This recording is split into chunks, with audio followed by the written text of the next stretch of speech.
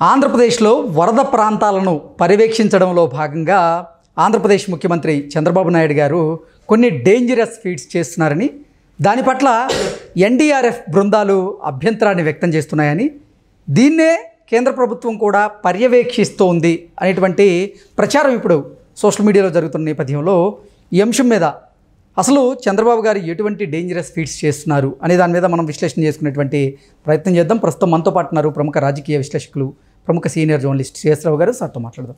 Sir నమస్తే. Sir నమస్తే. ఆంధ్రప్రదేశ్లో విజయవాడలో వానలు వరదలు ముంచెత్తున్నటువంటి నేపథ్యంలోనే వరద ప్రాంతాల్లో చంద్రబాబు గారు పర్యవేక్షిస్తూ ఆయన పర్యటన చేస్తున్నటువంటి నేపథ్యంలో ఆయన కొన్ని ప్రత్యేకమైనటువంటి ఫీట్లు చేస్తూ ఉంటే ఎన్డీఆర్ఎఫ్ బృందాలు మాత్రం దాన్ని అడ్డుకునేటువంటి ప్రయత్నం చేస్తున్నాయి అనేటువంటి ప్రచారం సోషల్ మీడియాలో చక్కర్లు కొడుతూ ఉంది. ఇంతకీ చంద్రబాబు గారు చేస్తున్నటువంటి ఆ డేంజరస్ ఫీట్స్ ఏంటి, దాన్ని ఎన్డీఆర్ఎఫ్ వారు ఎందుకు అడ్డుకునే ప్రయత్నం చేస్తున్నారంటే ఏం చెప్తారు? ఒక ఎన్డీఆర్ఎఫే కాదు, కేంద్ర హోంశాఖ కూడా ఆందోళన వ్యక్తం చేస్తుంది. అలాగే ఆయన ఎన్ఎస్జీ సెక్యూరిటీ ఉంది, ఎన్ఎస్జీ చీఫ్ కూడా ఆందోళన వ్యక్తం చేస్తున్నాడు. ఆయన Z+ కేటగిరీలో ఉన్నాడు చంద్రబాబు నాయుడు. Z+ కేటగిరీలో ఉన్నటువంటి ముఖ్యమంత్రి ఆయన. సో ఒక ముఖ్యమంత్రికి ఉండాల్సినటువంటి ప్రోటోకాల్, ఒక ఎన్ఎస్జీ సెక్యూరిటీలో ఉన్నటువంటి లీడర్కి ఉన్నటువంటి ప్రోటోకాల్ ఎంత అనేది మనం ప్రత్యేకంగా చెప్పవసరం. కానీ చంద్రబాబు నాయుడు ఒక ముఖ్యమంత్రిగా ఉంటూ ఆయన నిబంధనలకు విరుద్ధంగా ఫీట్లు చేస్తున్నాడా, సాహసోపేతమైనటువంటి ఫీట్లు చేస్తున్నాడా, అసలు అన్ని ఫీట్లు చేయాల్సినటువంటి అవసరం ఏముంది అనే దాని మీద కూడా చర్చ జరుగుతుంది. ఇప్పుడు వరదల కారణంగా ఆయన రాత్రి పగళ్ళు నీళ్ళల్లో తిరుగుతున్నాడు. ఆయన వయసు 74 సంవత్సరాల్లో ఒక ముఖ్యమంత్రి హోదాలో ఉన్నటువంటి ఆయన వరదల్లో, అది కూడా రాత్రి వేళల్లో, అర్ధరాత్రి దాటిపోయిన తర్వాత కూడా ఆయన నీళ్ళలో తిరుగుతున్నారంటే దాన్ని ప్రజల పట్ల ఆయనకున్నటువంటి అంకిత భావం అని చెప్పి అనుకోవాలి, ఆయనకు ఉన్నటువంటి చిత్తశుద్ధి అనుకోవాలి, లేదా సమాజం పట్ల బాధ్యత అనుకోవాలి. అలాంటి పెద్ద ఆయన్ని జగన్మోహన్ రెడ్డి విమర్శిస్తున్నాడు. సరే, ఆయన జగన్మోహన్ రెడ్డి విమర్శిస్తాడని అంటే ఇంకా అందరికి అలవాటు అయిపోయింది. ఆంధ్రప్రదేశ్ ప్రజలకి ఆయన చేసేదే అది, అంతకుమించి ఏం చేయలేడు అనేది అర్థమైపోయింది. అయితే చంద్రబాబు నాయుడు అసలు అర్ధరాత్రి అపరాత్రి వేళ అక్కడికి వెళ్ళడం దాన్ని కూడా రాజకీయం చేస్తున్నారు. ఇప్పుడు ఆయన కనుక ఇంట్లో కూర్చుండి ఇంట్లోనే మోనిటర్ చేస్తే సరిపోతుంది కదా, ముఖ్యమంత్రి కదా, అదే అధికార యంత్రాంగాన్ని ఫోన్లోనో వీడియో కాన్ఫరెన్స్లోనో మూవ్ చేయొచ్చు కదా.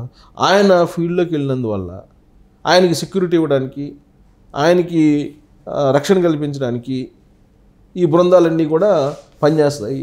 కాబట్టి అసలు ఫీల్డ్లోకి వెళ్ళటం ఏంటి ముఖ్యమంత్రి అనేటువంటి వాదన వినిపించే వాళ్ళు కూడా ఉన్నారు వైఎస్ఆర్ కాంగ్రెస్ పార్టీలో. జగన్మోహన్ రెడ్డి అదే చేశాడు 5 సంవత్సరాల పాటు. ఏం చేశాడు? ఆయన తాడేపల్లి ప్యాలెస్ నుంచి ఒక అడుగు కూడా బయటికి పెట్టకుండా ఏం వచ్చినా సరే, ప్రళయం వచ్చినా సరే ప్రజల్ని గాలికి వదిలేసి ఆయన మాత్రం ఇంట్లోనే ఉండటం అలవాటు చేశాడు. అధికారులు కూడా పోతే పోతారు, లేకపోతే లేదు, వాళ్ళ ఇష్టం. అలాంటి పరిస్థితుల్లో ఇప్పుడు అధికార యంత్రాంగాన్ని కదిలించాలంటే చంద్రబాబు నాయుడికి తల ప్రాణం తోక్కొస్తుంది. పెద్దల భాషలో చెప్పాలంటే పని చేయకుండా అలవాటు పడినటువంటి వాళ్ళని పని చేయాలి అని చెప్తే వినడం లేదు. అప్పుడు ఏం చేయాలి? లీడర్ అనే అతను ఖచ్చితంగా గ్రౌండ్లోకి వెళ్ళాల్సిందే. అప్పుడు చచ్చినట్టు అధికార యంత్రాంగం ఫాలో అయ్యి తీరాల్సిందే కదా. బహుశా నేను అనుకుంటే చంద్రబాబు నాయుడు అందుకే ఇన్ని రకాల ఫీట్లు చేస్తున్నాడేమో ప్రజల కోసం అనిపిస్తుంది. సరే, సహజంగా ఏంటంటే ఆయన నైజం ఏదైనా ప్రకృతి వైపరీత్యాలు సంభవించినప్పుడు సడన్గా వెళ్ళిపోతుంటారు పబ్లిక్లోకి, అధికారంలో ఉన్నా లేకపోయినా. ఇప్పుడు మనం చూసాం, జగన్మోహన్ రెడ్డి ముఖ్యమంత్రిగా ఉన్నప్పుడు గోదావరి జిల్లాల్లో వరదలు వచ్చినాయి, పంట నష్టం భారీగా జరిగింది. జగన్మోహన్ రెడ్డి కంటే ముందు చంద్రబాబు నాయుడు వెళ్ళాడు ఫీల్డ్లోకి. జగన్మోహన్ రెడ్డి ఏం చేశాడు? హెలికాప్టర్ తీసుకుని పైన తిరిగి వెళ్ళిపోయాడు. కానీ చంద్రబాబు నాయుడు ఏం చేశాడు? ప్రజల్లోకి వెళ్ళాడు, ప్రతిపక్ష నాయకుడిగా ఉండి కూడా. ఇప్పుడు అధికారంలో ఉన్నప్పుడు ఇంకా మరింత బాధ్యతగా ఆయన వ్యవహరిస్తారు, మరింత బాధ్యత కూడా తీసుకుంటారు. దానికి తగ్గట్టు 5 సంవత్సరాల్లో అధికార యంత్రాంగాన్ని టోటల్గా వ్యవస్థల్ని చిన్నాభిన్నం చేశాడు జగన్మోహన్ రెడ్డి అనేది ఆయన అభిప్రాయం, చంద్రబాబు నాయుడుది. సో ఆ క్రమంలో వ్యవస్థలు పనిచేయకపోతే కనుక ఇప్పుడు ప్రజలందరూ కూడా నష్టపోతారు, ఆస్తి నష్టపోతారు, ప్రాణ నష్టం కూడా జరుగుతుంది. దానికి ఒక ముఖ్యమంత్రిగా ఎవరు ఒప్పుకోరు కదా, అందులో చంద్రబాబు నాయుడు అసలు ఒప్పుకోరు. కాబట్టి ఆయనే రంగంలో దిగి ఒక రకంగా చెప్పాలంటే ఆయన సాహస యాత్ర అనుకోవాలి, సాహస పర్యటన అనుకోవాలి. అర్ధరాత్రి వరద దాదాపు 5 మీటర్లు 4 మీటర్లు 4 అడుగులు మీటర్లు కాదు 4 అడుగులు లోతు 5 అడుగులు లోతు ఉన్నటువంటి వరదల్లో ఆయన ఈ ఎన్డీఆర్ఎఫ్ దళాలతోటి ఒక బోట్లో ఆయన ప్రయాణిస్తూ అందరినీ అభివాదం చేసుకుంటూ వెళ్ళాడు కదా. దానివల్ల ఉపయోగం ఏందని ప్రతిపక్షాలు అంటారు. ఉపయోగం ఏంటంటే సింపుల్ లాజిక్. ఇప్పుడు మాకు ఒక లీడర్ ఉన్నారు అనేటువంటి భరోసా కల్పిస్తే సగం బాధలు వాళ్ళకి తీరుతాయి. అటు కాకుండా నువ్వు ఇంట్లో ఉండి కనపడకుండా నేనున్నాను, అధికారులు చూసుకుంటారు, లేదంటే లోకల్ ఎమ్మెల్యేలు చూసుకుంటారు అనుకుని వాళ్ళని గాలికి వదిలిపెట్టేస్తే ఎమ్మెల్యేలు పోతే పోతారు, లేకపోతే లేదు, అధికారులు పోతే పోతారు, పోకపోతే పోకపోరు. ఎవరు మానిటరింగ్ చేస్తారు వాళ్ళందరినీ? ఎవరు చేసేవాళ్ళు? ఎవరు? ముఖ్యమంత్రిగా ఉన్న వాళ్ళు చెయ్యాలి కదా. అందుకే చంద్రబాబు నాయుడు వాళ్ళందరినీ మానిటరింగ్ చేసి వాళ్ళకి ఒక దిశానిర్దేశం చేయడానికి గ్రౌండ్కి వెళ్ళిపోయారు. గ్రౌండ్కి వెళ్ళి ఇప్పుడు ఆయన అంత సాహసం చేయాల్సి వచ్చింది. దానికి కారణం ఏంటంటే జగన్మోహన్ రెడ్డి 5 సంవత్సరాల వ్యవస్థల్ని నిర్వీర్యం చేసిన కారణంగానే వెళ్లాల్సి వచ్చిందని చెప్పి చంద్రబాబు నాయుడు భావిస్తూ ఉన్నారు. కానీ ఇంత వెళ్ళినప్పటికి కూడా చంద్రబాబు నాయుడు అధికార యంత్రాంగం సహకరిస్తుందంటే పూర్తి స్థాయిలో సహకరించట్లేదని చెప్పి ఆయనే చెప్తున్నారు.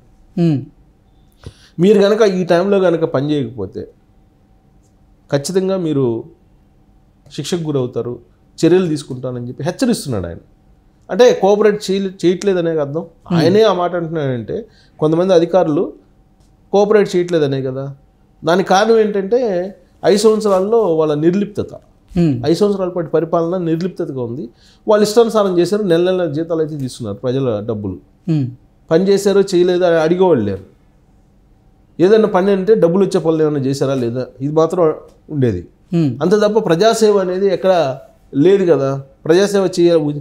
ఇప్పుడు అధికారులు ప్రజాసేవ చేయడానికి నేను ఉద్యోగంలో ఉన్నాను, ప్రతి నెల నేను ప్రజల సొమ్ము నుంచి నేను డబ్బు తీసుకుంటున్నాను, వాళ్ళు కట్టేటువంటి పన్నుల నుంచి నేను తీసుకుంటున్నాను అనేటువంటి సోయ ఉంటే కనుక వాళ్ళు పనిచేస్తారు. అసలు ఆ సోయ పరిపాలకుడికే లేకపోతే వాళ్ళు ఏం పని చేస్తారు? అందుకే 2019 నుంచి 2024 మధ్యలో బాధ్యత లేనటువంటి ప్రభుత్వం నడిచింది అనేది చంద్రబాబు నాయుడు చెప్పేటువంటి మాట. ఓకే, అందుకే ఇప్పుడు దాన్ని బాధ్యతతో కూడినటువంటి యంత్రాంగం ఉండాలి, బాధ్యతతో కూడినటువంటి ప్రభుత్వం ఉండాలి, చిత్తశుద్ధి గల ప్రభుత్వం ఉంది అనేటువంటి భరోసా కల్పించడానికి ప్రజల మధ్యకి ఆయన రకరకాల సాహసాలు చేయాల్సి వచ్చింది.